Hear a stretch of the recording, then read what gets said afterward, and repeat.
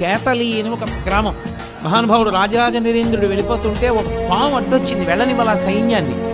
ఏమిటి ఇలా అడ్డొచ్చిందని చెప్పి తెల్లవారుదామున వెళ్ళి చూశాడు. అద్భుతమైనటువంటి శివలింగం, దాని మీద ఉంటుంది బ్రహ్మసూత్రం. నేను ఎప్పుడైనా చూడండి, అన్ని శివలింగాల మీద ఉండదు అలాగా. మీరు కొన్ని శివాలయాల్లోకి వెళ్ళినప్పుడు శివలింగం దగ్గరికి వెళితే దాని మీద కొన్ని గీతలు ఉంటాయి ఇలా. అదేమిటో తెలుసా గీత? అలా గీత ఎందుకు ఉంటుందో తెలుసా ఎవరికైనా? అలా గీత ఉంటే దాన్ని బ్రహ్మసూత్రము అని పిలుస్తారు.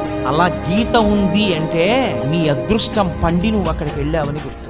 1000 మాటలు ఓ శివాలయంలోకి వెడితే నీకు ఎంత ఫలితమో, అలా గీతలు ఉన్నటువంటి శివలింగం ఉన్న గుళ్ళోకి వెడితే అంత ఫలితం. ఎందుకంటే నీ జన్మ పడ్డి అక్కడికి వచ్చావని గుర్తు. అది 1,000,000 రెట్ల ఫలితాన్ని ఇచ్చేస్తుంది.